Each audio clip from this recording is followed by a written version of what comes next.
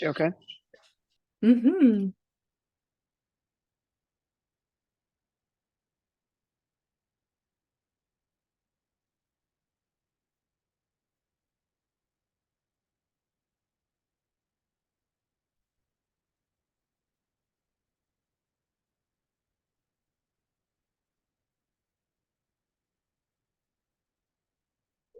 I see we have people joining us.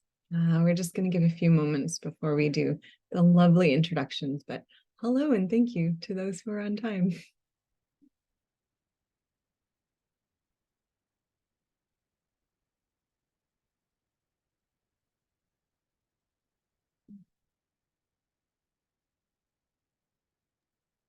There's moments I wish I'd prepared something entertaining to offer you both as we wait for people to join. But I have nothing, so we can all just hold tight for a minute and then we'll get started.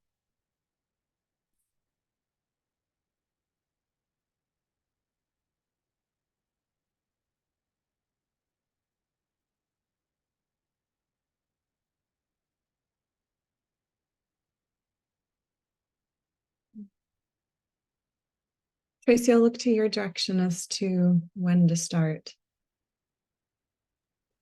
We'll start at 3:05, Doctor. Got it. Merci. Thank you.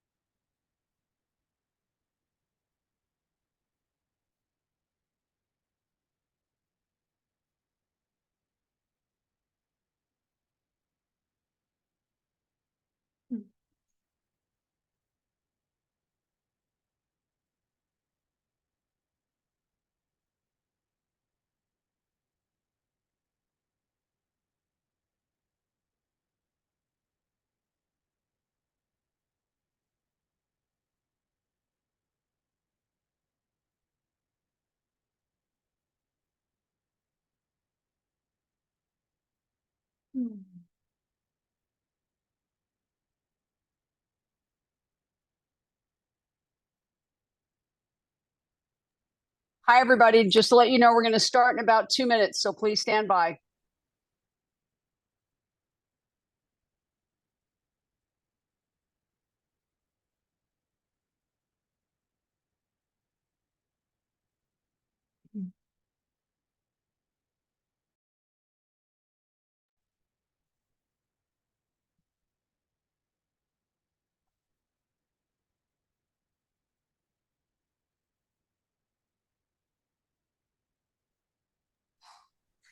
Just to let you know, Doctor, we have a couple of people that are having trouble getting in, so we're going to give them another second. For those of you that are already here, thank you. Please hold, and we'll be right with you. Thank you.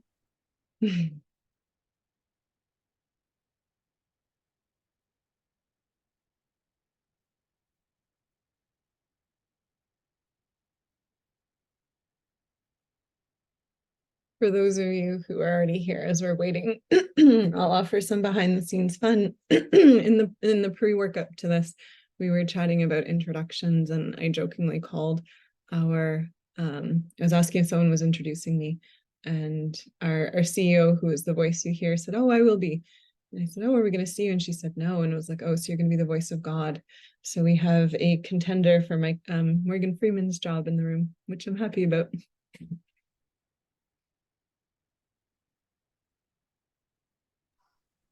Yes, thank you for that, Doctor. You're very welcome. But for those that are here, thank you very much for your patience.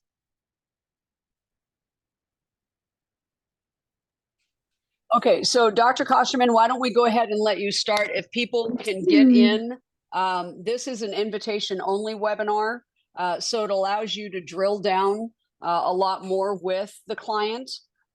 So I will have you introduce yourself and tell everybody a little bit about you, and then let's start taking some questions. Avec plaisir. So for those who have joined, my name is Dr. Krista Kosterman, and I'm the Chief Science Officer here at the DNA Company. I like to call myself the chief nerd. That hasn't really flown yet, but one day we all can have dreams. So my role at the DNA company is truly to direct the clinical care as well as the research that we undertake, so that we're always offering best care to you. And I think one of the joys of what I get to do is synthesize this incredibly cutting edge science that we have, cutting edge interpretation that we have with genomics, and synthesizing that truly with healthcare. And how do we make it accessible to people? I think it's delightful for especially the four eyes in the room, to dive deep into the theory of genetics. But that's all for none if we don't have a meaningful application of it. And so in that ongoing offerings, that's why we're all collected here today. You guys have offered us your faith and your trust and your subscription models, and we want to offer our insights to you.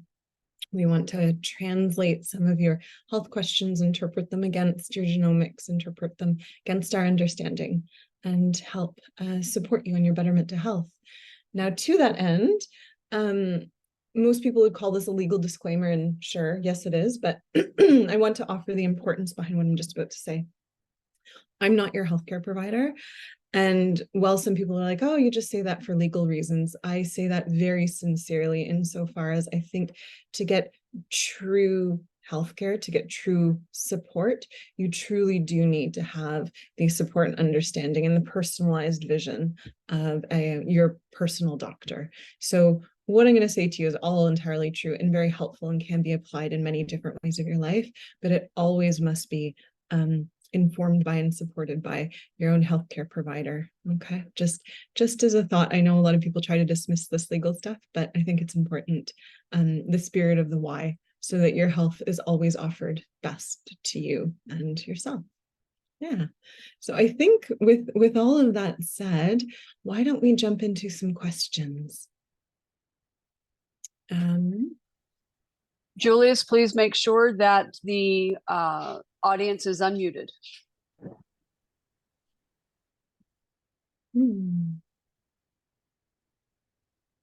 Oh, I see someone has their hand up.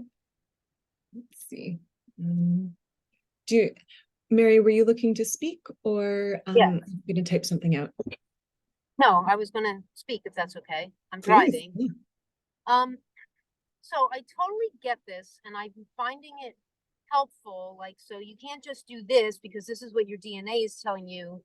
But it still seems like some of the suggestions are still based on like what most medical people are saying out there. Like, for instance, with some of the stuff I have, like I have a propensity toward increased cholesterol, and it's saying for me like a keto diet isn't good, like fat isn't good, that kind of stuff.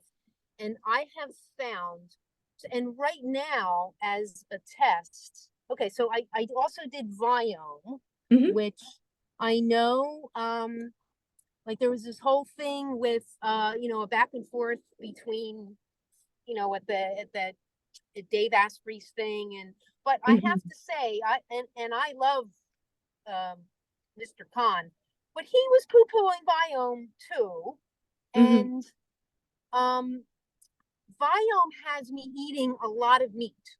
Okay. Now, the 2 times I have absolutely done the best in my life has been when I did a blood type diet, and I'm O, so that was very meat heavy. And also when I did keto, and I stopped doing them for a variety of reasons, but looking back, that's when I did best. And they were both kind of meat centric. But now if I was following the DNA stuff, it would have me, it says lean meat and not that much of it and blah, blah, blah. Okay. So the overarching statement, I guess, is that while you've done the testing, you don't necessarily find the suggestions very precise. And then kind of the specific example around that is in regards to diet, such that our testing is like, hey, go a little bit leaner, probably a little more plant forward, avoid the animal saturated fats, and yet you have experienced that it's the opposite in your own life. Right. And True? Okay. Yes. And can I ask, are you optimizing towards a specific health goal? So for example, like a health goal could be, hey, my genetic test said I have high cholesterol and I actually do, so I'm trying to fix for that. Or are you kind of trying to optimize towards just living your best life? Are you trying to fix anything or just live your best life? Kind of both. If I was Okay. going to lean into anything, I would say my best life. I have like a ton of fatigue that Sure. I used to not have it. Like just happened like 2 years ago, like bam. Mm-hmm. Mm-hmm. Mm-hmm. Okay. Okay. Okay. So a few thoughts here. First, let me address the applicability of genomic testing, right?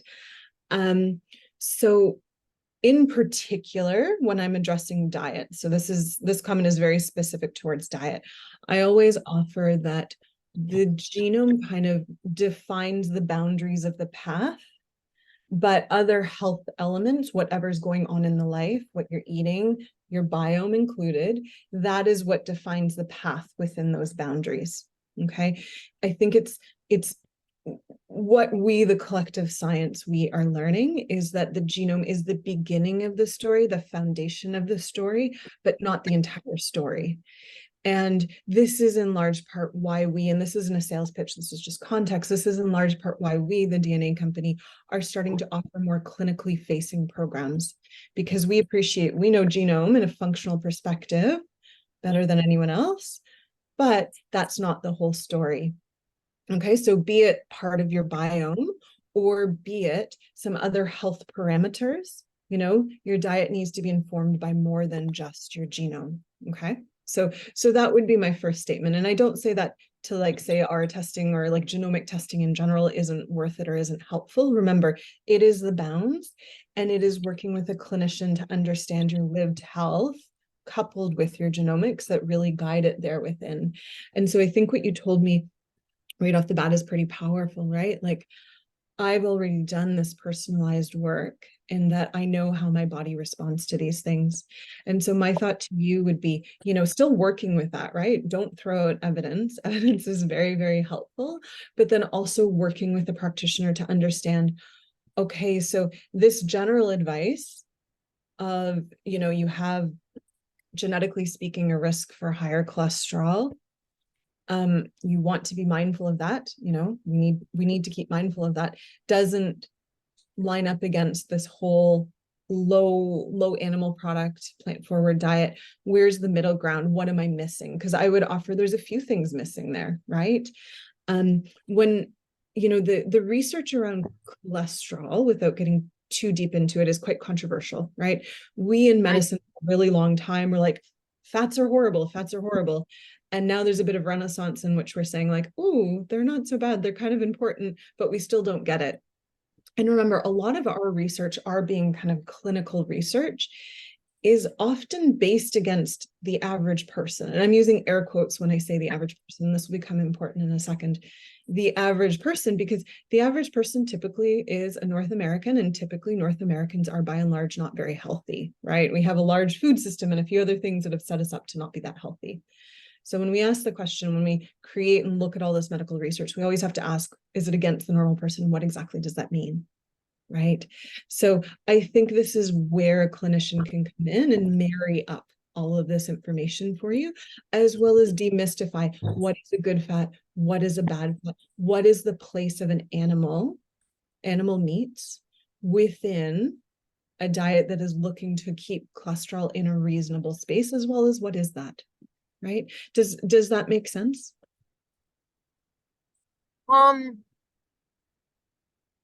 Yes. I mean, I am doing the platinum program, so I'm working with someone and I have a functional medicine. Sure. So sorry, what program? I didn't hear that. What program? Yeah, the platinum. Okay. Okay, I just have one follow-up. Like, so you brought it up, the cholesterol. So like there are markers, but from stuff that I read, like as you said, these are based on normal people, and supposedly as we age, we actually want more cholesterol, and like what they consider high may not even be high. So Yeah. I still feel like some of the recommendations are based off of like this stuff that's already out there. I mean, maybe you can only do what you can do because that's what's out there. Yeah, I think, and I want to acknowledge you've kind of, we have to offer our reporting as well as general medical advice to the average person, right? And I think even some of the nuance and the detail is lost within a genomic, like our current reporting. And it's not to say it's bad. It's more to say that, this was our first best effort at it. And so I think where the development sits and what we're working on is how do we better appreciate certain nutritional research, right? And how do we further put that against a person's genome, especially more thinking of from a profile perspective, right? Because I think it's not fair to say, let's just focus on fat and create a diet exclusively around fat.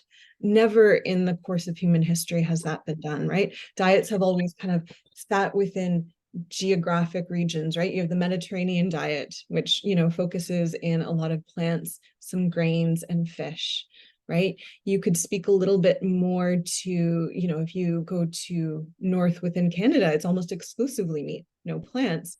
If you go further south in hemispheres, it's a lot of lentils and legumes and other things. And so I think where we're shifting and where you might want to consider is looking at not just one nutrient and optimizing towards fats, for example, but instead looking at a larger diet picture, right? And kind of taking all of the, we talk about carbohydrates in the report, we talk about fats in the report, we talk about protein and micronutrients as well, right? Taking that and looking at larger diet types, right? Which you found with like keto, by and large, you resonate with. And so thinking of the larger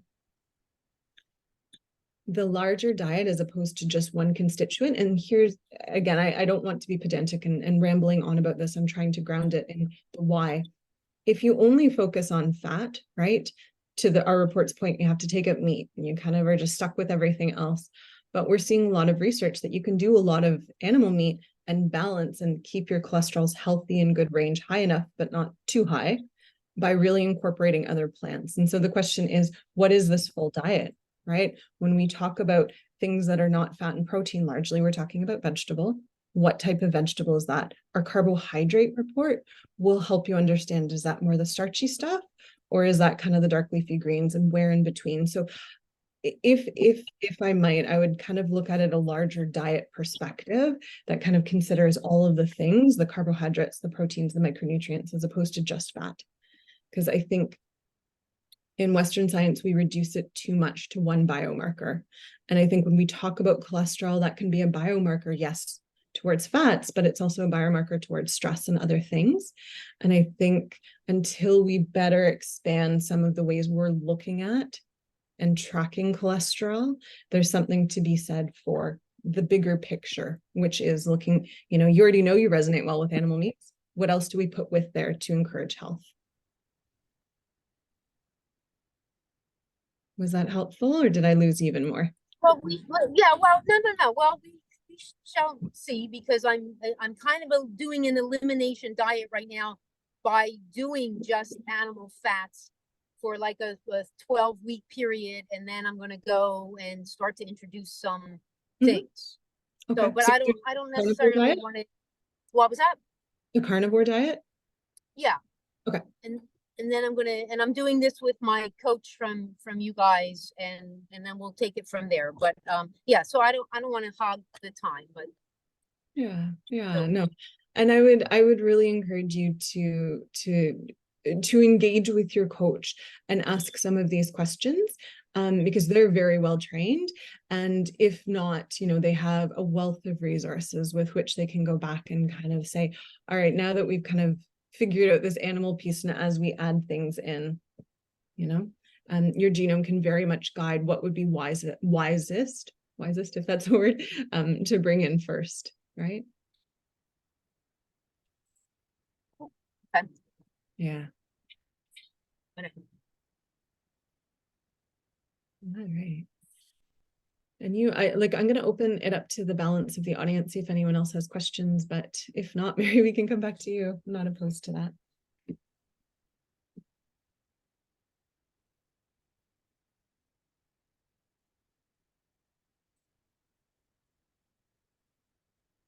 Patricia, are you unmuted? I am now. There you go. There you go. So close. Are there only two of us here tonight? Yes, that is correct. Oh, wow. Are you serious? That's a private session. That is Wow. an absolute private session, ladies. You know what? We like to go big or go home. That's what we do. Well, I'm kind of at a disadvantage because I had my testing done and I had been working prior to that on some things, but I just got back from yesterday from a 6-week trip to Europe. So I haven't even looked at my DNA results for like weeks, and it's like, okay, do I even remember what I had? But Good problem. some of the things I've been struggling with, I had gone to Dr. Amen's clinic and had a brain scan done 2 years ago. Okay. I've followed him for like 30 years and I've bought a lot of his books and I'm really vested into his information. I think it's really good stuff. So when they did my brain scan, they found that I had what they call scalloping on the brain. And there was a list of reasons why that might happen.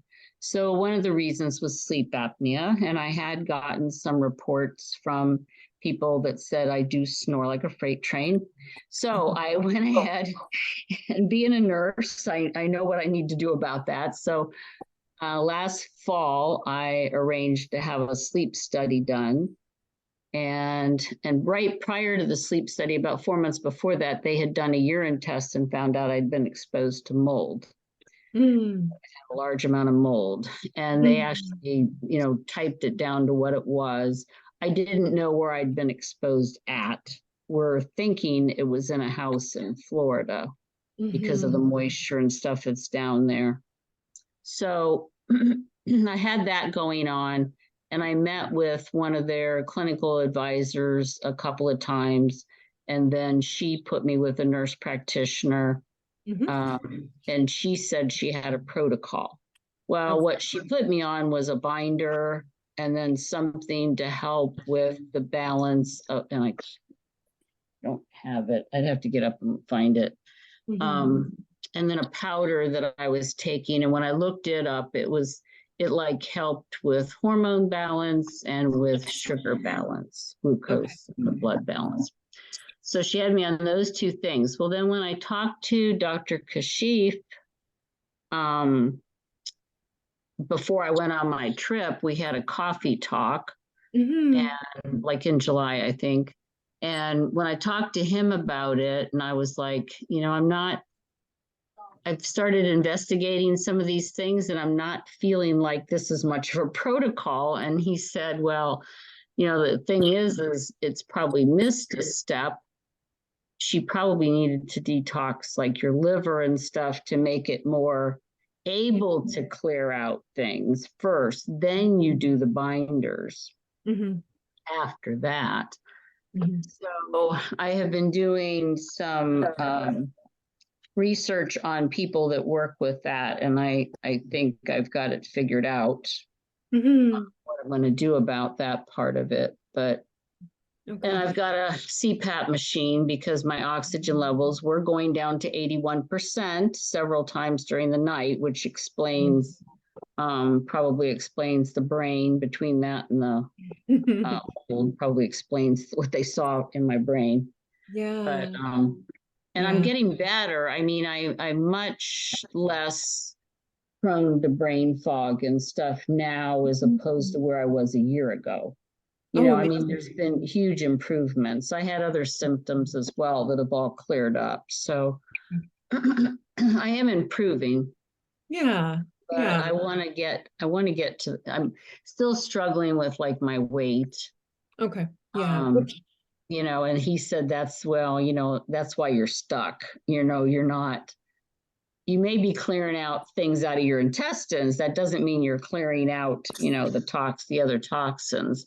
And I Yeah. think I should probably be tested for like mercury and stuff as well, Yeah. to see if that may be at a level where that's interfering with me. So, I think one of the most hopeful and helpful things that I've just heard you say is that you're getting your CPAP and you're going to be getting a better hold on sleep.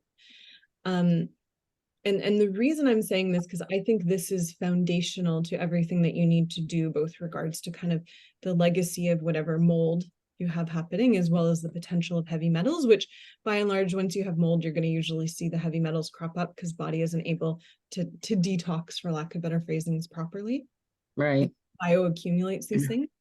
But the fact that you're getting your CPAP and you're going to get your sleep addressed, bar none, is the best thing you can be doing. Okay. Oh, yeah. I got it in December. And Yeah. so, like 2 weeks into the therapy, I had so much energy, I didn't even know what to do with it. Yeah. I mean, it was Oh. insane, the difference. Yeah, and what I will offer, like everyone's like, oh yeah, sleep gives me energy, and true, and I don't want to belittle that, but the reason and the why it gives you energy, right? This is the important part, is that sleep is the best way you can detox, period. It is the only point with which during the day your brain will clean itself. I call it like kind of a squeegee at night. It will clean Mhm. up. Right. But it's also the only time that your body will go about and identify what is broken, what needs to be repaired, what needs to be Right. replaced. And so if you're trying to go through a detox protocol or a mold resolution protocol, whatever it might be, if you're not sleeping properly, there's an element of it being all for none. Okay. And it's not to dismiss the work you're doing, right? There always has to be a little bit of balance, right? Sleep is disrupted if we have the other things, but I think, it sounds like you're getting, some solid care. Sleep is what I would work on. And then, as you navigate, be it heavy metals or further detox protocols, look at Right. the anti-inflammatory section of our report. Okay. So Okay. for example, if your GST T1 is in Tom 1, is Mhm. 1 to 0 copies, there's a greater likelihood you're going to struggle with things like retaining heavy metals. Okay. And so, if you're sitting at a 2 copy, is it important? Absolutely. But maybe it doesn't have to be as high on your priority list. Okay. Right. I'd also look at there's a report called antioxidation, again, within the anti-inflammatory section, that's Mhm. strongly to mitochondrial wellness. Anytime you have a chronic illness that's kind of constantly chipping away at the body, and mold toxicity will do this, right? Right. You're wearing away at the mitochondria. And so what would be helpful in kind of the foundations as you approach this holistically, looking at the capacity of the mitochondria and really, really working to support it, because it's the guy that not only affords you energy to rest and heal and solve, it is also an incredible immune actor. And anytime you have a chronic infection of some sort, which you've just detailed, your immune system is dysregulated. So you need to do some sorts of things.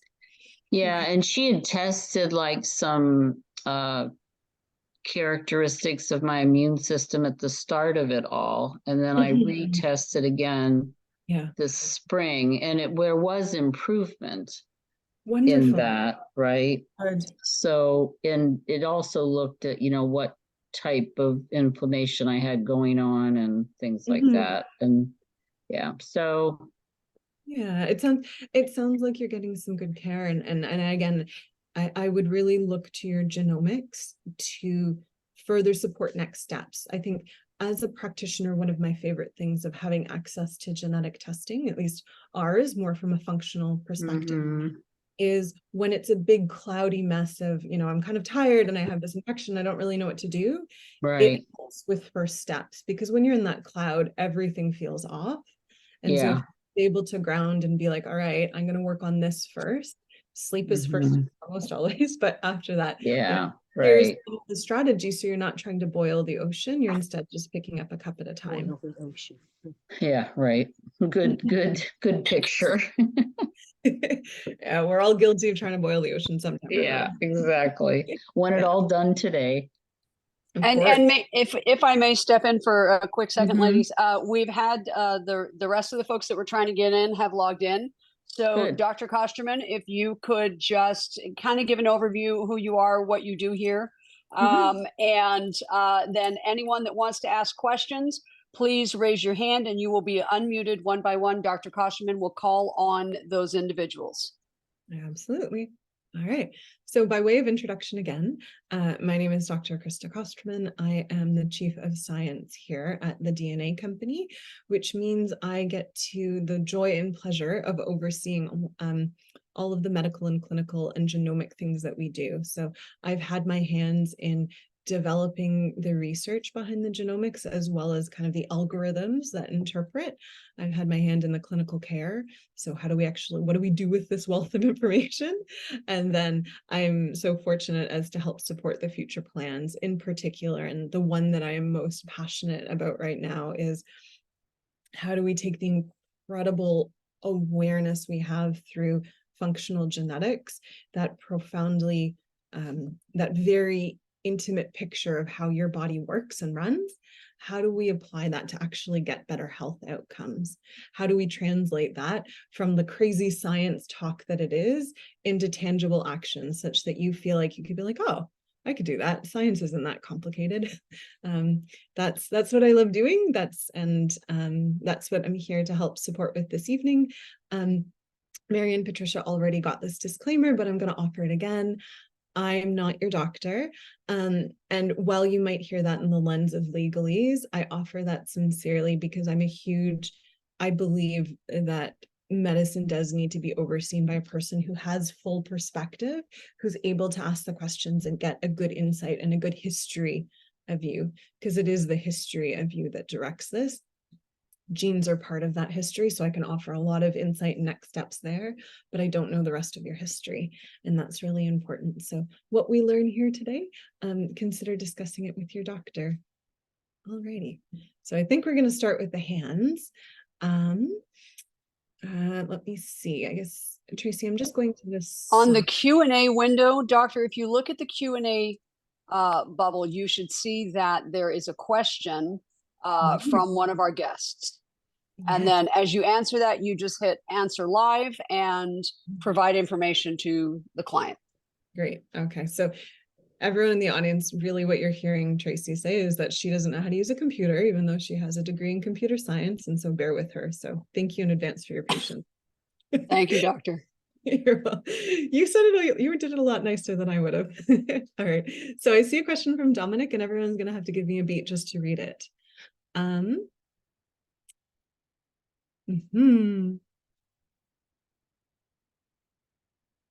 Okay. Of course. I'll read this aloud in a second. I just want to compute it first. Okay, so Dominic's question, it's asking for a friend. This friend is in their 20s. They are female. There is no birth control or other kind of hormone shifting substances. They live in the US and their hormone profile is androgen balanced. So this person has rosacea type 2. That's what they believe so far. And very understandably, it sucks and they're not happy about it. They don't use a lot of skin cleansing products. So I guess, in attempts not to agitate. They did do a course of doxycycline, but it did not work. Any ideas as to resolution or in regards to genomics? Okay, so where we're going to start with this question is just briefly detailing what he meant by androgen balance, because I think this is helpful. So within our reporting, you all will have seen we have a sex steroid hormone profile. Namely, it just talks about estrogens and androgens. Okay, and so one of the profiles in there is something called androgen balanced. What this means is they are a person who creates their sex steroid hormone in a very balanced, metered, easygoing sort of way. Okay, now, given this person is a female and in their 20s, so they are menstruating, okay, they're having periods, their production of hormones is always going to favor estrogen by and large because they are female, right? That said, relatively speaking, and this is where the nuance comes, relatively speaking, compared to other females, they tend to like making androgens a little bit more. So it's not to say they have more androgens, it's just relatively speaking, they make a touch more. Okay. And I guess the doctor, whoever diagnosed the rosacea as well as, was trying to treat it. I'm curious if there was some acne as well involved here, or sorry, type 2 acne. They were kind of hoping that if they suppress some of this androgen or testosterone, they'll suppress some of the acne, right? So we know by and large when someone has a large voluminous presentation of testosterone, acne can come. Acne comes from many different reasons, right? But testosterone is amongst them. So the doctor was kind of hoping if we down that a little bit, it will resolve. And the answer for that was no. So a few thoughts. The tricky thing, I think, about skin in particular, when you're still in a hormonally balancing place, right? We really don't balance out our hormones until mid to late 20s. I'm not sure how old or where in the 20s this person sits, but as they're still balancing, yes, that can be a cause. And so directly addressing androgen could be wise. Okay, this can be done in a few different ways. So first of all, you can look at your testing. You can look at how do you clear out androgens, right? That might be something you want to encourage. So for example, you, in order to clear out your androgens, you're using a lot of some things within the small intestine, and we want to ensure small intestine health. How you do that? Don't take NSAIDs or Tylenols, Advils, all those fun things. Eat a lot of plants. Those sorts of things will help clear out those androgens so that you don't have to kind of suppress the production of androgens. Instead, you're supporting the removal of androgens, okay? And along that line, right, along the line of diet and along the line of hormone, diet is very, very influential to our skin, okay? And so is it root cause here? I'm not entirely sure, you'd have to do the workup, blah, blah, blah. But you want to know that the skin is well supported, and the best way to support your skin is really to check in with your GI health, okay? So that's going to look like possibly doing a microbiome testing, right? Figure out the populations, because that can cause acne, right? Dysbiosis is demonstrated to support that. It dysregulates how we care for our skin, it dysregulates the immune system, and it will eventually dysregulate hormones. Additionally, if you're eating something, you're doing something that is aggravating the gut, namely bringing out a sensitivity, you're creating a lot of inflammation. And one of the expressions of inflammation in some people, and it might be this person, is through the skin. So maybe the skin is not necessarily just a visual, doesn't look pretty. It's more a reflection of what's going on in the gut. So I'd encourage starting with the gut, because the gut would encourage some of this testosterone elimination. It would encourage inflammation reduction, encourage better immunity. Okay. And I think, Dominic, the other thing I would really advise for this person is being very mindful of, is there a change in presentation across her cycle? Especially if this is truly just too much testosterone and that needs to be managed. You should see a change throughout the month in the presentation, and knowing that will help you hone in specifically on what hormones aren't working or what isn't being cleared. I love that she's keeping her skincare minimal, again, ensuring it is clean and ensuring adequate moisture. I think sometimes when people have these conditions, they either over dry or possibly over moisturize. So just kind of finding a happy balance in between and really, really focusing on the gut. How do we make gut happy? How do we take out the things that gut is not happy about? And then how do we bring in things that will support the gut and support a little bit of that glow in the skin? Did that? I have that as answered now on my window, but let me know if that was answered. If you have any follow-up questions, you can type them in. Otherwise, I'll look for another hand. I think Mary has her hand raised, Doctor. Lovely, Mary. If someone could unmute Mary, I'm happy to chat again. Hello. I of the GSTM, I have 2 copies. Mhm. So Kashif was saying that in this day and age, it's like it's working too well, and it can lead to autoimmune response. So I have a hypothyroid, Okay. Hashimoto's, Okay. and I also have a leaky gut. So Okay. it sounds like I fit in that category. So I'm just curious if you have any other particular recommendations, Mm-hmm. blah, blah, blah. Oh, Montia, I apologize in advance because I don't even like my answer. Are you someone who eats wheat? No. Oh, excellent. Okay. Um, so first and foremost, and the reason I was going down this question line, just for everyone's awareness, wheat, namely the protein of wheat, gluten, is inextricably linked to autoimmune conditions. So I think proactively, if you're someone with a GST M1-2 copies, you might want to reevaluate your consumption of gluten just in more that preventative manner. Okay. Separate and aside from that, though, I think it's very easy to say, let's focus on gluten, the protein, and forget about wheat, the plant. I said wheat very specifically because when we talk about wheat, the plant, okay, unfortunately, we have to also talk about all the herbicides, pesticides, glyphosate, all the ugly things that come alongside wheat. And for a lot of people, that tends to be the aggravator problem, especially when we talk about leaky gut and inability to establish a good biome. And when we talk, when you're talking about the autoimmune connection here, it is talking about the biome, right? It's too aggressive. So I would also extend your kind of abstinence of wheat, etc., into where other sources of herbicides and pesticides. There's a really good resource. I'll let one of my tech wizards toss this up through the environmental working group. It's called ewg.org, environmentalworkinggroup.org. They have a biannual or annual list that looks at the clean 15 and dirty dozen, right? And so what those are, especially the dirty dozen, that's what I want to focus on. Those are a list of 12 food items that are very, very heavily contaminated with things that are going to mess up the gut biome. And so, without having to go completely organic, you can just look at eliminating those 12, okay? Or at least buying the organic version of those 12. That would be where I would first start, simply just to kind of like clean up and remove.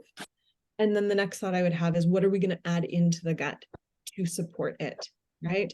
And so if you're telling me Hashimoto's, leaky gut, you might want to consider a diet along the lines of paleo, okay, or the caveman diet. I think, hold me honest, you're participating in a carnivore diet, correct? Correct. Yeah, so this is along the lines of paleo insofar as you're not only removing a lot of those noxious things, you're also offering a lot of dense nutrition. Okay. And paleo is a curated way to go through, okay, where is the most dense nutrition, but also the most accessible, as in bioaccessible. It's something we can access. And what is the best way to offer that to the body? So for example, with grains, we don't naturally digest those very well. I mean, some people do, but by and large, we don't. And so when someone's gut isn't happy with us, when it's leaky, taking that stuff out for a little while, giving the gut rest, ability to kind of heal up and not have to deal with the noxious grains, very helpful, right?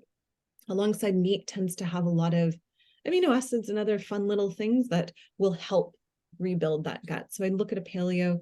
Paleo also tends to be very high in pre and probiotics. Pre meaning the things that your biome eats. Probiotics meaning the little buggy things that you want to keep in there.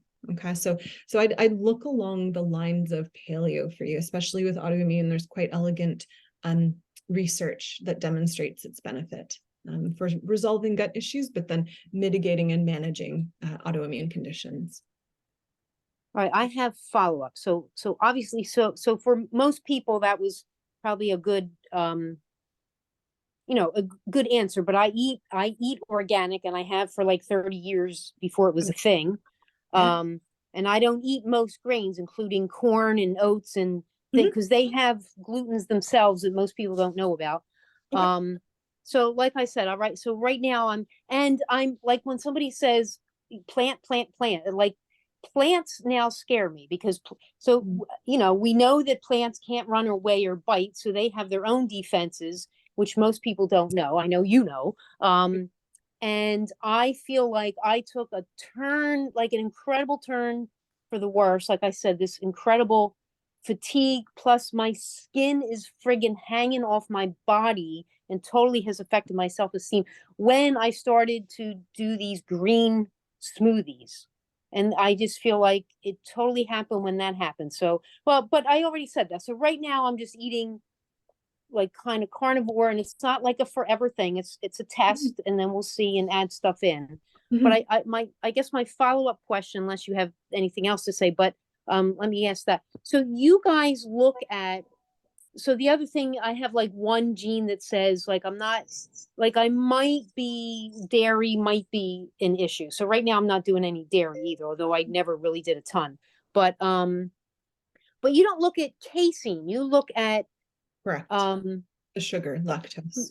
yeah, and a lot of people, I mean, from stuff I read, a lot of people think it's the lactose, but that really isn't the issue. It's more the casein. So I Correct. do tend, if I can, to do A2 if I do anything. But are you guys, is there a gene to look at casein, or are you guys going to be doing that? Is there? I believe there is, but the more important question, is there a gene that we are, a SNP that we are aware of that will clinically differentiate people? Not to my awareness, no. So when I mean clinically differentiate, if I have one presentation, you have the opposite, would that change the clinical advice? Always ask that question when you're looking at someone interpreting your genome. Is it clinically meaningful? You can go to a lot of companies and they will tell you a lot of different things about your genes, but does that translate into care? Not necessarily. So be very mindful as you kind of jump down that rabbit hole of looking for the casein gene.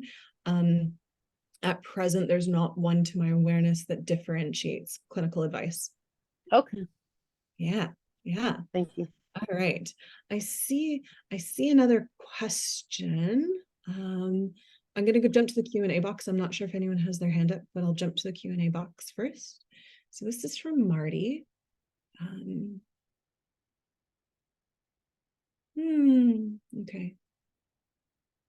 Okay. Got it. Okay. So Marty, are you able to type a few answers into the box? Because I'm going to repeat your question so everyone can hear, and then I have two follow-ups. We can probably unmute Marty, Doctor. Let's give it, we'll give it a shot. Okay, great. So Marty, either talking or typing. So for everyone's awareness, Marty's question, he said he has both copies of he's missing both copies of GST-T1 as in Tom1. He has mold exposure. He also has 2 copies of GST-M1 Michael-1. He thought he had heard not to take glutathione to detox.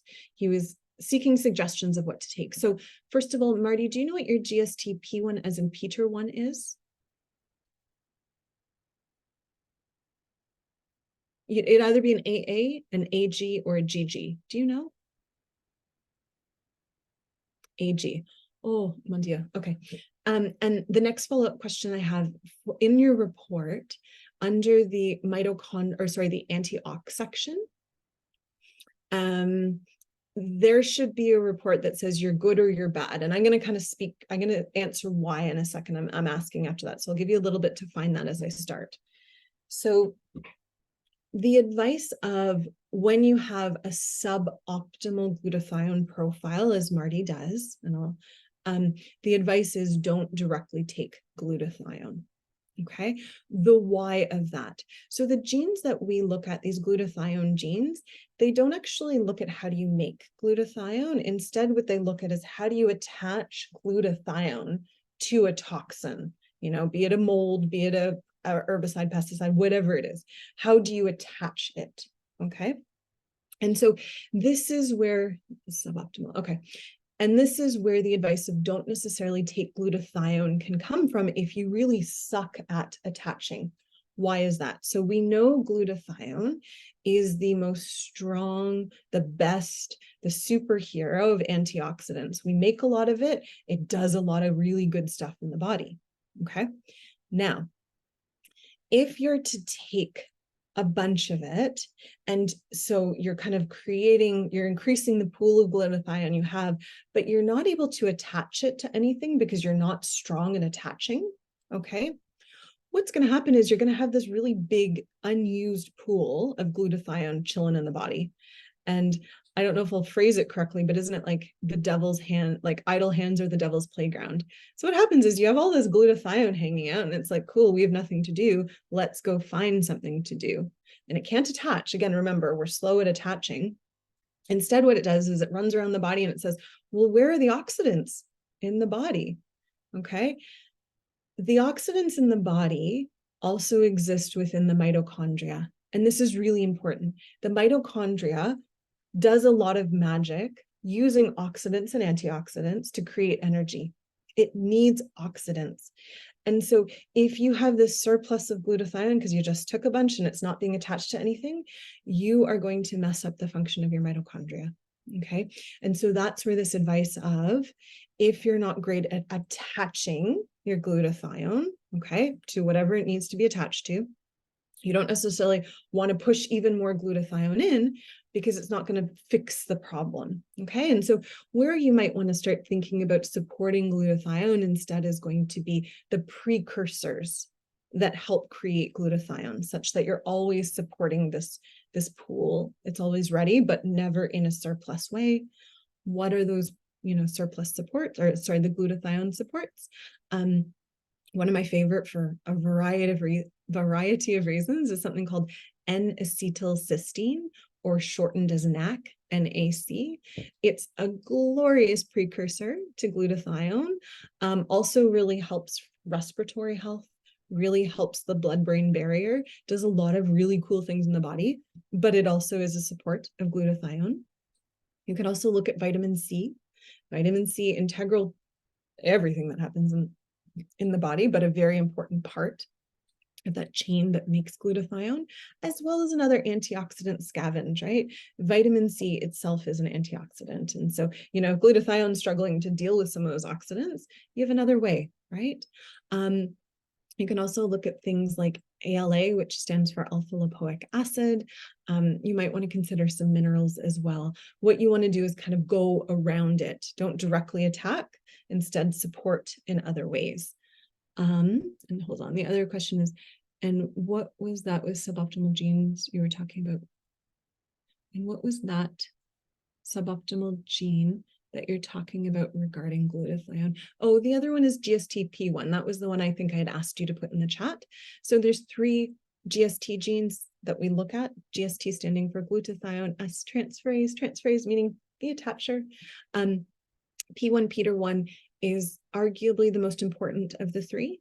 And I look at that one a little bit before I look at the other 2 to understand your capacity. And because you have 2 copies of the GST-M1 Michael one, it kind of puts you in a middle place. So I wanted to know your main actor, how strong were they? Because that was going to shift the advice that I gave. And I think especially for you, be mindful of glutathione, look just to the precursors, because based on your mitochondrial function, or at least the antiox there, the balancing of it all being suboptimal, you again don't want to tempt fate by having too much glutathione in the body that is going to go in and kind of mess things up. Okay. All right, I'm going to take the next question here. Give me a second, everyone. I'm going to read it and then I'll share it. This is from Joanne.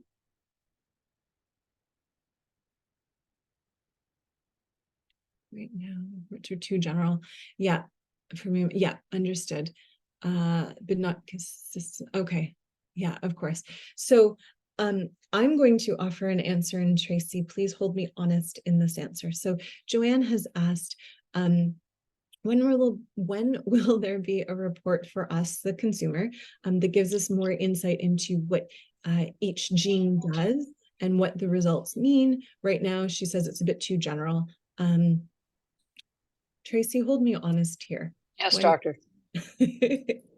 This is something we are current tense working on. So Correct. Correct.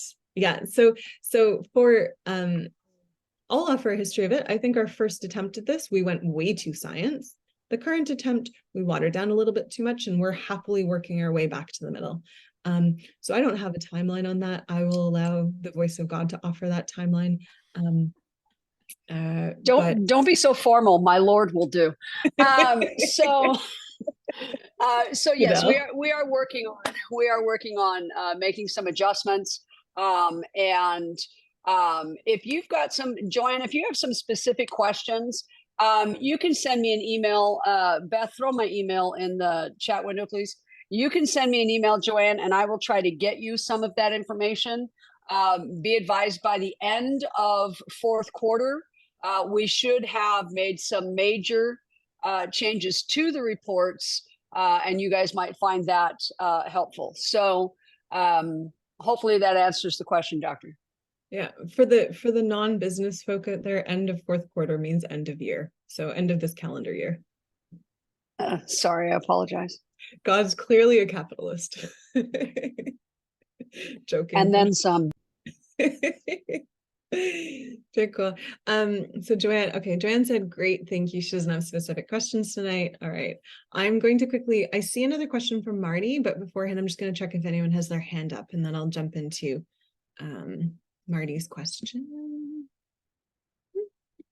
Okay, no other hands. So I'm going to jump into Marty's question. He said, so he's referring right now to his antioxidant report, which speaks to mitochondria. It says to monitor for hydrogen peroxide. How do you do that?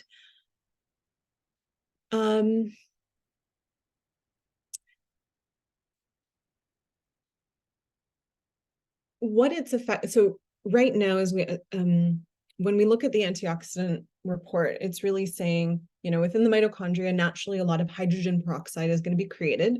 This helps us make energy. And part of the report, the genes that we look at, are how do we clean up that hydrogen peroxide? So without knowing Marty's genes, I would suspect there's a bit of an imbalance, probably insofar as either creating too much hydrogen peroxide that can't be cleaned up quickly enough, or the opposite.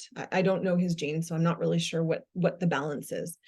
But it seems that the suggestion is monitor hydrogen peroxide. So I would ask the question before, you know, you kind of go chasing down a lab value. I would ask the question of, why do we care about hydrogen peroxide? What exactly does it do? The honest answer is we're still learning. Science is still investigating this. The answer that I can offer right now that I know to be true, one of the things that hydrogen peroxide does is it supports the immune system. It directs the immune system. It helps the immune system identify attackers and kind of send out a flag, a signal, hey, come help me, because I'm not doing so well right now. And so I would back that question up a little bit and ask, how is your immune health? Right? We've already gotten a little insight because, you know, you're looking to support glutathione, so maybe it's not the greatest, but I'd back the question up. Instead of chasing down just hydrogen peroxide, I would ask the larger question of, how is your immune health? How often are you getting sick? Are you getting sick? These things are really important. I mean, I know that sounds silly. It's important. As silly as this sounds, it is important every once in a while that you get sick. Okay? It's effectively the immune system confirming it still works. I'm not talking about frequently, right? But every few years you got to be sick because it's a good exercise for the immune system. So, and it's also reflective. I use this as an intake question. If you're not getting sick every so often, it tells me maybe your immune system is not working. So I'd work with a practitioner to evaluate this larger question, okay, of, is your immune system working properly? If not, why not? And is one of the whys possibly this questioning of hydrogen peroxide? That would be where I would sit. My bias is I don't go chasing lab values for no reason. And so I'd want to know why I'm chasing hydrogen peroxide amongst the larger picture of what does it actually do. I hope that's helpful. You're welcome. He said thank you. There you go. All right. I'm going to jump around and see if there's any other questions. Oh, I'm seeing a few. Okay. So Dirk has a question.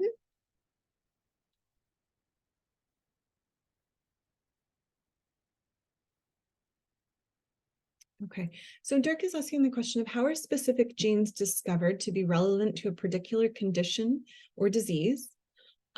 Is it just statistical association over large cohorts of people?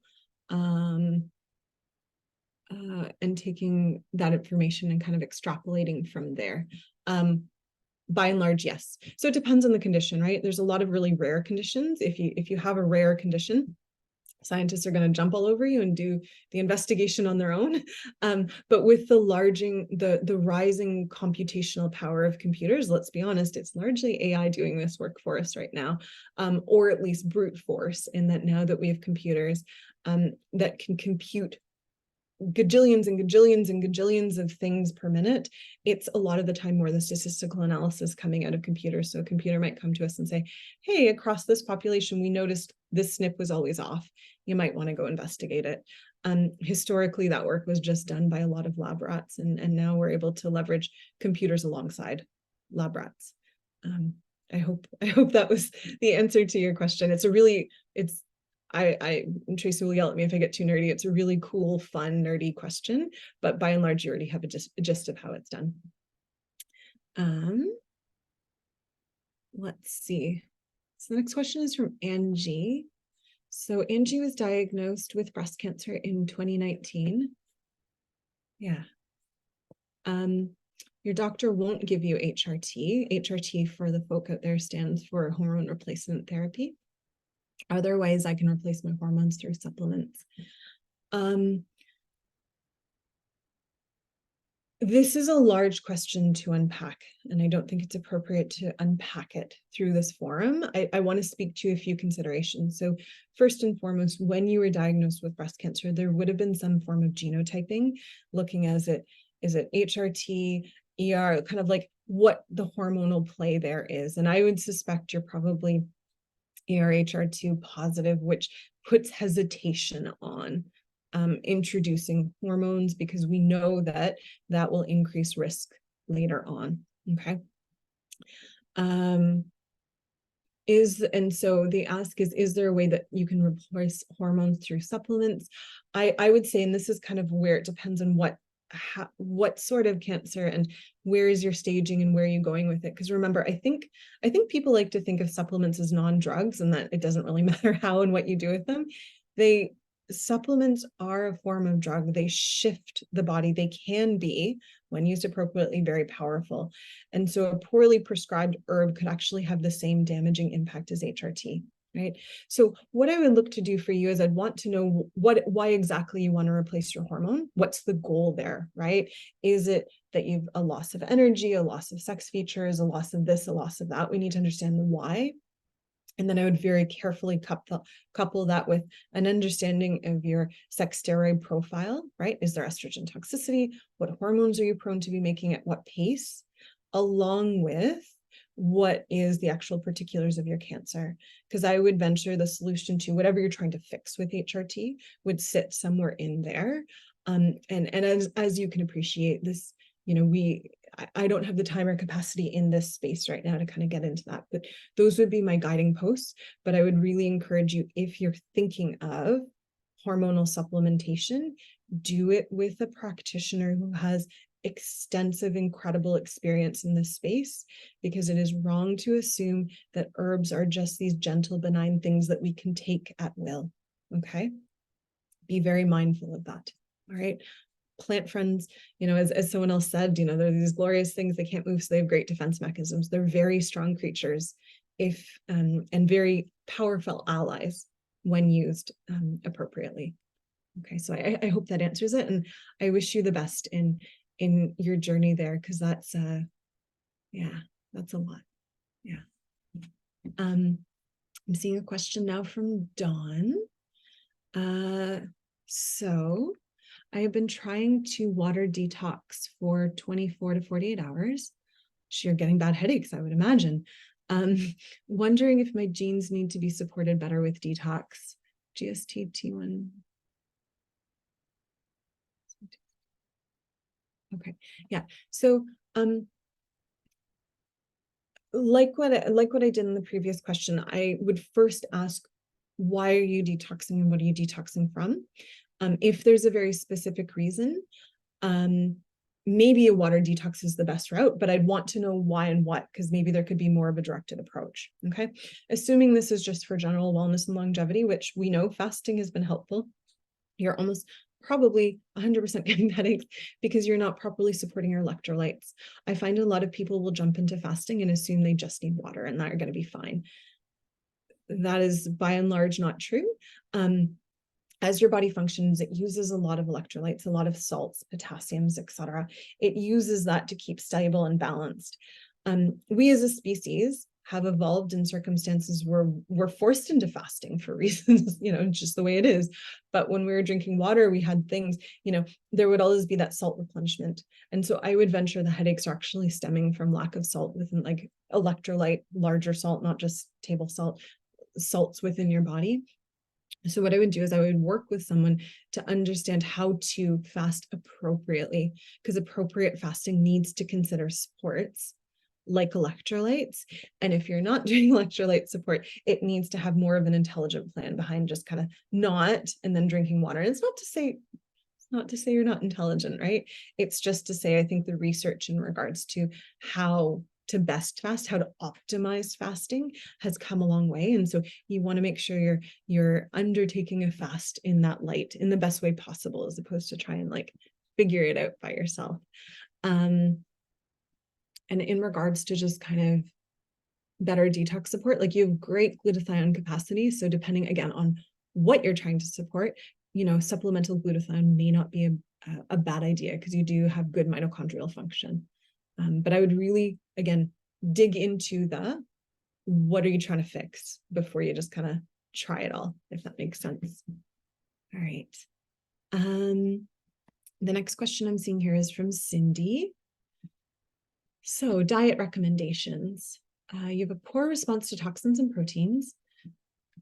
Suggested only 1 serving of grass-fed beef per week and then 1 to 2 of fatty fish. Do you know where you can get the rest of your protein from? Organic chicken, beans, lentils, legumes. Okay. Yeah, so so Cindy's question effectively is, in her report, she said she's not a great protein responder, or she responds poorly to the toxins in protein. Where else can she get it? So for awareness within our report, we're able to offer genetic insight into how do you metabolize and digest fats? How do you metabolize and digest carbohydrates? When it comes to protein, we actually right now don't have genes that clinically will differentiate people, meaning if I have one presentation, you have the opposite, it changes the advice in protein.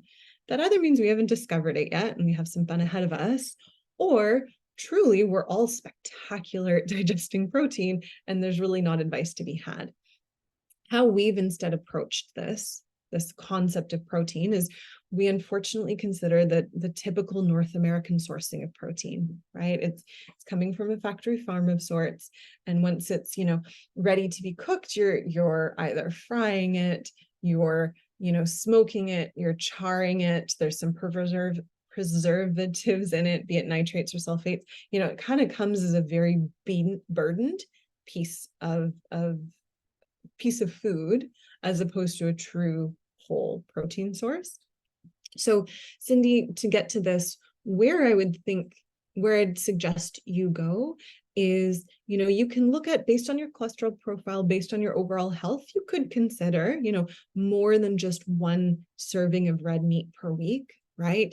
But with the awareness, again, knowing you don't have a great detox response, it does need to be a clean source and ideally grass-fed, right? We know that if the cow is eating corn, that's not going to be helpful to you in the detox capacity. In regards to the fatty fish, I think, again, before I mentioned the website Environmental Working Group, you can go to that for the Dirty Dozen listing that I mentioned. You can also go to that for their fish calculator, okay? So their fish calculator will have 2 different perspectives. One perspective is, what are the burden fish, right? So part of the reason we say be careful of what fish you're eating is we know because they swim in dirty water, they're bioaccumulators, they tend to attract and have a lot of crap in them. Okay, so we have to be mindful of which fish we're having. We ideally want the fish that don't have a lot of toxins, poisons, etc. in them. Environmental Working Group works really hard to track how clean the fish are. So you could probably have greater number of servings of those fish that truly are clean. The other parameter, and I think this is important for the tree huggers out there, it will also take into consideration overfishing. So it will not recommend fishes that are overfished, so that we have some environmental balance in how we go about consuming our fish friends. Okay, so I look, assuming that you're getting clean sources, you could probably up that. In regards to other protein sources, absolutely go have fun with other sources of protein. Look at other animals. So the chickens, some people enjoy certain forms of boar. You can look at wild game as well. Also, and I know this isn't always necessarily a popular topic amongst North Americans, but look at some organ meats, right? Part of the same animal, very, very, very nutrient dense. Okay, and when we think about detoxing, we need to have high nutritional sources to kind of manage all those detox systems, right? Those detox systems require a lot of minerals and other nutrients. Organ meats, as odd as this sound, will support your capacity to detox because they're so nutrient dense and rich, and it fuels your body in good ways. Absolutely.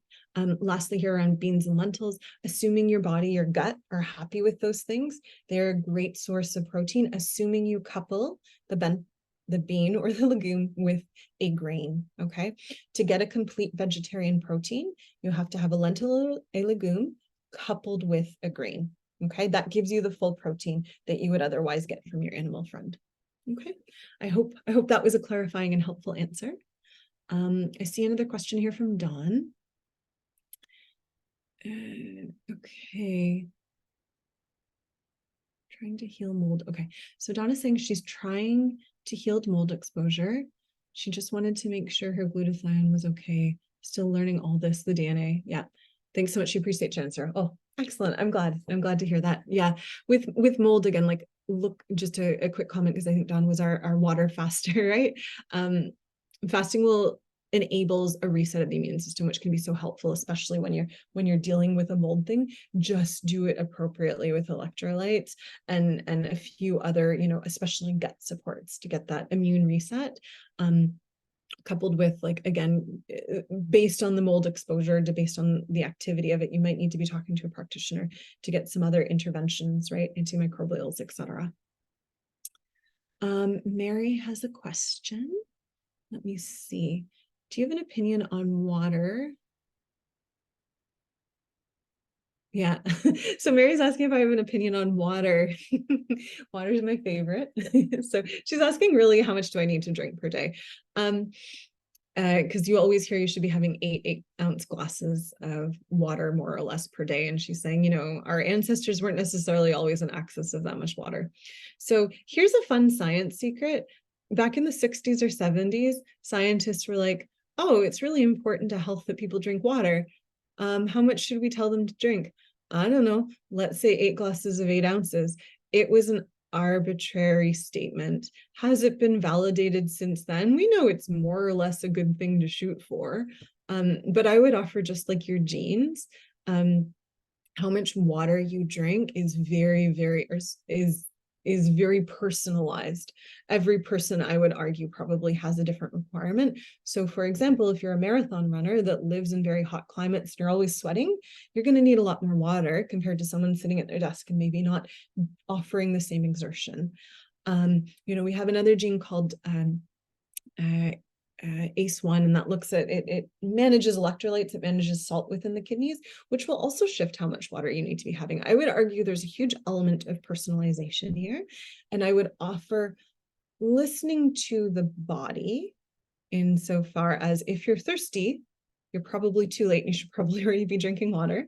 Okay, really listening to that, relearning it too, right? I think if you get really used to not drinking a lot of water, you kind of think you're okay. And so sometimes you need to increase that amount. So I'd really observe over the course of your day. Look at your pee. How dark is it? Your first pee of the day, it's okay if that one's dark. The rest of your pee throughout the day, if it's not a straw color, if it's anything darker than a straw color, okay, you're probably not drinking enough water.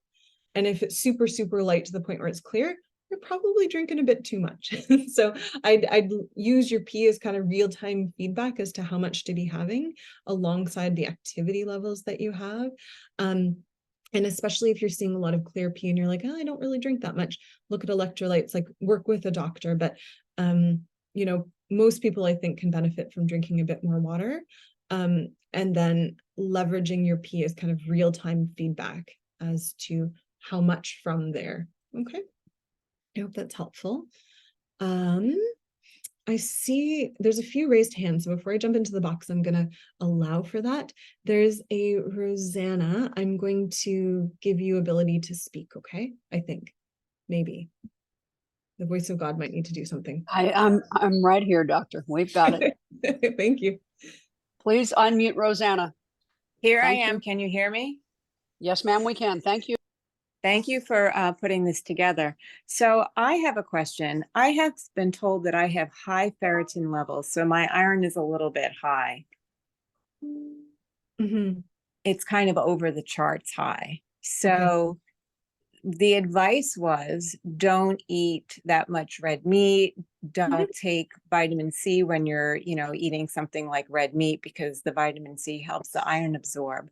I do a sauna 3 days a week, so I'm trying to sweat and detox it out. I've had a sauna probably for about 4 years now. I just got the ferritin level tested, and I was told it was very high. So I would think that if I've been doing detox in the sauna for 4 years, then gosh, what would have been my rates 4 years ago? I also eat pretty clean. I try to do grass-fed and, organic. I don't eat red meat every single day. I try and do a red meat once a week, a chicken, and then a fish a couple of times. Okay. So I was just curious what you might think of that. Can I ask a few questions? And you're also allowed to say not decline to answer, and I'll speak to it all. Are you still menstruating? No. No. Okay. So you stopped menstruating. When did you notice that these ferritin levels started to increase? Would that be, shortly after menopause? So I just got this is the first time it's ever really been tested. So I am 58 years old. Okay. So my first thought here, especially not knowing history, there's a condition called, and I might butcher the word, but y'all are gonna have to let me, hemochromatosis. And that is a genetic condition where people will favorably store iron and never let it go. Okay, so iron's we need it for oxygen, we need it for a lot of different things, but it's also a fickle friend, and that if you have too much of it, it causes a lot of damage in the body. So we are very, very, very careful as to how we manage iron. This side, there's a genetic elite, a genetic special group that favorably hold onto and do not let go of their iron. Okay, in females in particular, this can be balanced against, managed when they're menstruating. Okay, namely once a month they're getting rid of blood, i.e. they're getting rid of iron. And so it only becomes problematic once they're post-menopausal, because they're no longer having that monthly bleed that balances out the iron, right? Where do we keep our iron? Red blood cells. Okay, so without the history there, one of my first questions would actually be, are you someone with hemochromatosis or whatever that's called? Because if you are, plainly, the solution to this is donating blood every once in a while. I have heard about that. Yeah. So that could be one consideration. And I think the other thing, and I would suspect this is not the case simply because your doctor's like, just don't eat red meat. Ferritin sometimes can be elevated if there's a larger inflammatory concern going on. But you've kind of just said, I do sauna, and this is a lab value I'm chasing. I'm not really chasing I don't feel well in this way. So I would suspect you're probably amongst the hemochromatosis population, and being a female, you were blessed with it not being an issue until you stopped menstruating. Right. So I was also concerned because I heard or have read that diabetes is also related to high iron levels. And my father and grandmother had type 2, and so does my brother. I do not have it, but I did have gestational diabetes. Would you know your TCF7L2 or your AMY1? I'll have to look that. Yeah. Because I think with that, like, you can look to those two genes to kind of curate to an extent the risk, but given it's already a family risk, there's an element of sociocultural, and there's, I'm sure, other genes that we have yet to discover that influence it. I'd really look to, again, because I think when you talk about diabetes influencing it, it's a large comment of like inflammation. if you're diabetic or you're flirting with that line, there's a lot of inflammation mismanagement within the body, right? Which one of it can kind of come up as a poorly regulated ferritin. So, Okay. you know, I think as general health practice, independent of iron, let's be mindful of our blood sugar and keep them in check, right? Yes. You might furthering the cause, just knowing you potentially have this iron dysregulation. Want to really be mindful of that and keep your blood sugar levels as steady and happy as possible. Right, right. Okay, so you said the two markers were the TCF7L2, Correct? And AMY1. AMY1. Okay, so the first is GT and the AMY1 is TT. Okay, so with the GT, with the TCF7L2, there's a slightly increased risk towards insulin insensitivity. So an increased Yes. risk towards type 2 diabetes. Yeah. Yeah. Yeah. But again, and everyone on this call needs to hear this, and I'm going to say this until I'm blue in the face. Your genes are not fatalistic. You Yes, have thank you. opportunity. You do. Everyone here in this call has opportunity to not be your genes. You might have a more difficult road of it. I mean, if you have genes that say, you know, your risk of diabetes, you have to work harder at not being that way, but you do not have to be diabetic just because you have these genes. And I think that's a really important thing for people to hear and take away from this call. You're Okay. right. Thank you so much. I appreciate it. Yeah, you're welcome. You're welcome. I see one other hand raised, and I'm gonna give that person the floor, and then I'll jump into the typed out questions. Just can the powers that be give Rosanna? Yes, we just had Rosanna. Oh, we did. Apologies. Sorry. I apologize. That's all The right. hand is still No, up. you're fine. I think it's Angie that has her hand up. Maybe? Yes, Angie George. Angie, can you unmute yourself, please? Can you hear me? There we go. Yes, ma'am, we can. Thank you. Okay. Sorry. Okay, so my question was, I had typed it in, that my challenge is losing weight. Mhm. And how does someone like you determine, does it start with the detox pathways? Does it start with, you know, looking at insulin resistance? How do you determine where I Yeah. begin? Because my goal is that I need to lose weight, but there may be Mhm. other things that I need to do first. So how do you determine what I need to do first? Yeah, yep. Where I would start with this is, I think this is, you know, this question, and I don't say this dismissively, this question is a good one to tackle with a practitioner, because I think you need to look at holistically everything that's going on in your life. So, you know, within your question, I'm looking at it in the chat, you listed hormones, detox pathways, insulin, et cetera, et cetera, et cetera. You know, Yes. I've done that list to say, how are you sleeping? If you're not sleeping, biochemically, you're not set up in a space where you can lose weight. Okay. I would also ask the question of, where's your stress at? If you are chronically consistently stressed, your cortisol amongst with a few other hormones is going to be elevated. When it is elevated, you're put in a state not only where you're able to gain more weight quickly, you're not able to lose it, right? So I don't say this as in like, go talk to a doctor. I mean, sincerely, there's a lot of different factors. I would also say, for example, like, what is your AMY1 or your ApoA2? AMY1 in particular, this is a gene that looks at how do you metabolize sugar, meaning once sugar's inside the body, what do you do with it? What do you do in response to it? And people with a certain AMY1 makeup, it is either TT or GT, I believe. Oh Lord, AT and TT, those two.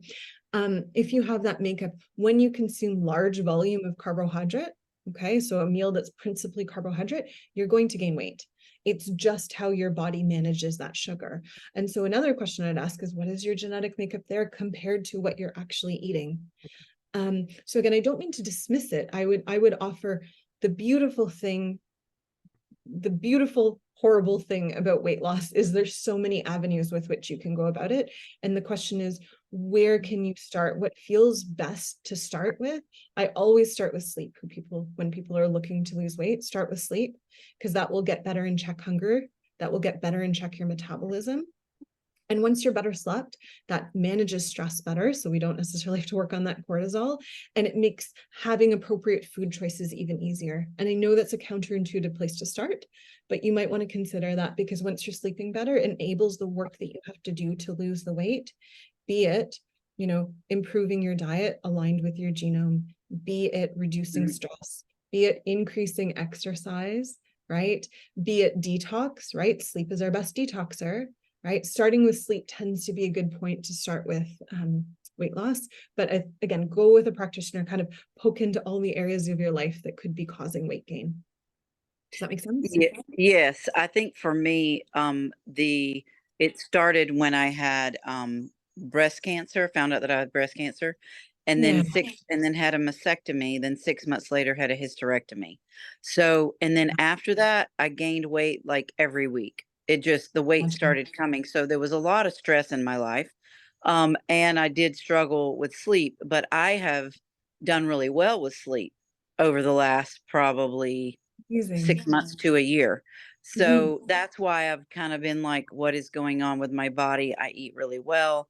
But it was interesting when I got my results back, that my detox pathways were not, that was something that showed up. So, I do have an appointment scheduled with a lady, and so that's where I'm trying to discern, where do I begin? I only have a limited amount of time. How do I know, where to begin, or how does she know where I'm going to start? Because there's so many things happening, high cholesterol, and there's just a lot of different things going on with me. I'm very grateful that you're here talking to us. Like, I'm grateful your experience and navigation of cancer to date, while frustrating, has been a successful one. Yes. I'd investigate the hormone element, right? When we lose our sex organs, that really shifts the hormonal play, and estrogen is so vital towards insulin, towards metabolism, and a few other things. So it's possibly a little bit dependent on that. I'd work with them through that. And then absolutely detox. Like, I don't know what you went through in regards to your protocols, and we don't necessarily need to, but a lot of it can live in the body and damage the body, right? When we talk about conventional protocols to cancer, they're needed and they're helpful, and let's not say they are bad and wrong, but they also wreak a lot of damage and havoc on the body. And so part of your weight gain could more just be a reflection of all the inflammation in the body, because it has not yet healed from the treatment and the thing that it kept it alive. Okay, so I'd look at that healing as well, alongside plainly, cancer is an incredible thing to go through, and the heart needs a little bit of TLC there. That's good. Thank you. Yeah, of course. Of course. Okay. I'm going to jump back into the questions. So I see one from Amanda. Give me a second. I'm going to read it.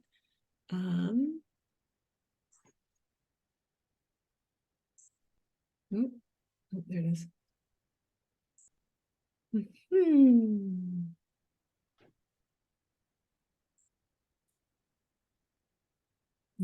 So Amanda is saying she has Lyme, as well as she has a history of heavy metal toxicity.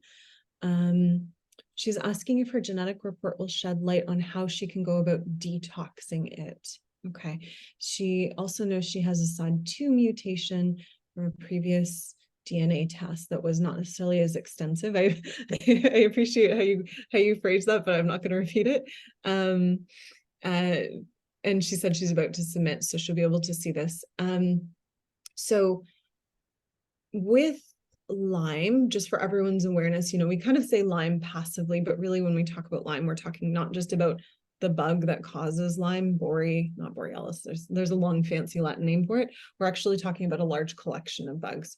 We're really talking about like a multi-factor infection. Okay. And that's what makes treating Lyme so difficult, because there's all these things floating around that all have different protective mechanisms. So it's a lot to kind of figure out how do you resolve it all.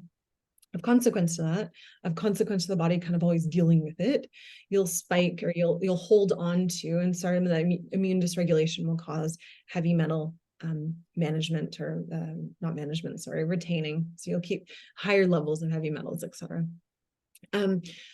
What I like best about the test when it's guiding this, right, is your test going to give you a treatment plan for your Lyme? No, it's not. You have to work with a practitioner because that's a very complex thing. And it's a complex process that's going to take course over a year, ish, give or take. Everyone's a little bit different, but it'll take place, and you'll need certain antimicrobials and herbs depending on, are you an acute infection or a long-term infection. The most powerful thing that our genomic testing is going to offer you is the guidance of what specifically needs additional support before you clean up and start to resolve, right? The most important thing when we talk about Lyme and other chronic infection is let's get the body ready for the treatment that is going to actually attack Lyme and its co-infections. So for you, if you already know you're suboptimal, you need to be doing some mitochondria work beforehand. You have to look at gut. Are you actually pulling in appropriate nutrition so that you have fuel to be doing this?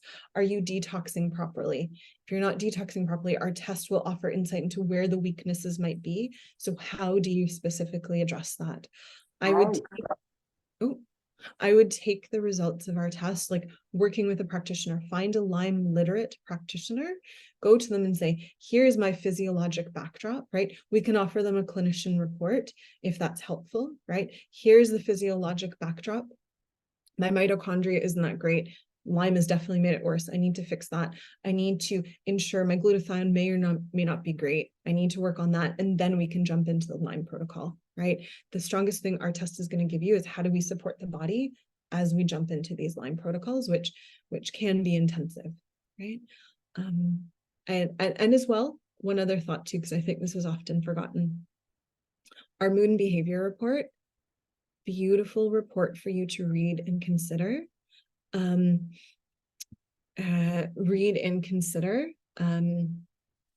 that navigating a chronic illness and a chronic infection and things like that is mentally burdening and tiresome. And so mentally readying and understand how your mind experiences it is going to be important to kind of like the persistence it'll require, because it's very fixable. We have a team of medical doctors here that can support you as well. So if you're not looking to offer, ask your doctor to do a quick learning curve on genomics, you can also work with us. And we have medical doctors that can support this and already have training on our testing, so they'd know how to offer that pre-help.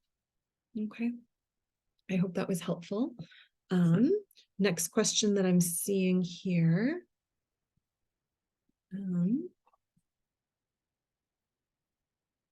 Okay, the next question I'm seeing here is from a Ruth.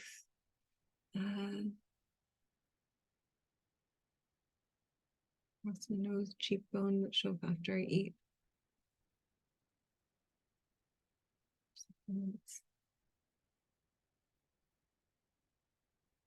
Yeah. Okay, so Ruth, I believe, is asking. She has good detox processes. So I'm assuming that's your GST genes, your antiox, etc., as well as your methylation. But she has small red pimples across her face and cheekbone that show up after she eats and takes certain probiotics. She takes some DIM and acid when she eats meat and Chinese medicine. So I guess, Mary, is your question, maybe we can unmute Mary, is your question, how do you resolve the pimples? Or I'm not sure I'm fully capturing your question here. Could I ask you to unmute and maybe articulate your question? Julius, unmute, please. You unmuted me. This is Mary, but that was not my question. So I don't know who it is. So you can remute me. It's for Ruth is the question. It's coming from Ruth Seeds.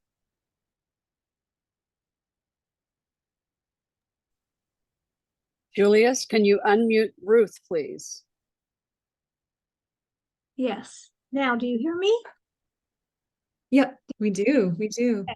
Yeah, so I'm just wondering why this peppering of pimples. I do not have pimples, in my history. I am now 78 this year. Love And, it. oh, through many byways and pathways, I've had, I take HRT Mhm. and, I, I really, I learned a lot about from my report, how, I process vitamin D3 Mhm. and very poorly. I'm supposed to walk in the morning Mm. and, I have calmed down enormously by some stress relief for adrenals. Mhm. And but this I'm gonna try your sleep optimizer. I just ordered it. Mhm. Else on your staff answered that question. But the pimples kind of still puzzle me. Mhm. So here's my hot take on it, because you've correlated it quite strongly with spore-based probiotics from a particular company. If there's a correlation of every time I take this, I get this, I respectfully would just stop taking it. Because like you're doing everything else quite spectacularly, and so maybe we just not take kind of a supplement that encourages this sort of reaction. Because again, if you're, it's a spore-based probiotic, and so maybe you're introducing a strain of bacteria that your gut's not happy about, and that's your gut's way of expressing it. So, or I can do that with other supplements I may be taking too. Just remove each one. Yeah. Okay. Yeah. All right. Thank you. Thank you Oh, very much. you're very, very welcome. No, pleasure. And I know we're bumping up against the ending of the closing of our time. I'm seeing one more question that I can quickly speak to, and then I will allow Tracy to kind of call it. But there is a question here from Nancy. She's asking if we can help with schizophrenia treatment. I'm going to speak about this in large brush strokes. Schizophrenia is quite a complex condition, and it plainly requires a very large kind of healthcare team, right? Several different people. Specific to schizophrenia, though, I mean, we are going to be introducing an offer of pharmacogenetic testing, which I think might be of interest to you, namely because pharmaceutical drugs are usually a vital part of the management of schizophrenia. And part of the struggle with those drugs is finding the right one, right? To date, unfortunately, a lot of that has been a little bit, I'm using air quotes here, stabbing in the dark, in the sense of we offer an intervention, we kind of hope it works, and then we have to play around a lot and try. We're offering a new form of testing called pharmacogenomic testing that looks at genes and how your body will respond to certain pharmacotherapies. And so this can help guide and support your healthcare team, whoever is managing the person or whoever has the schizophrenia, right? This can help guide and manage some of that interventional therapies, instead of, stabbing in the dark with best guesses. And again, they're always good guesses. No one's ever trying to hurt you. This will at least guide those guesses, as well as say, hey, this medication might come with this adverse effect, and so let's balance and manage that. Because a lot of the time, compliance for these conditions, right, is lost because people don't like the side effects, right? And so having a genomic based, a personalized test that says these medications will support, these ones maybe not so much, really helps the compliance, as well as getting to a space where the condition is a little bit better managed. And I think in general too, once the person is in a better space of management, our DNA 360 would also be a beautiful thing. I'm not trying to upsell it. It's just that I think when we look at populations who have a mental health condition, we focus so much on balancing that, we forget about the rest of the body, and the brain sits within a body. So if we need to support the body as we're supporting the brain. And so I like the balance that, this combination of PGX with DNA 360, right? We never want to reduce a person down to a condition and forget that they exist as a person and have a body, and that body needs supporting. Okay. I hope that was helpful and directive.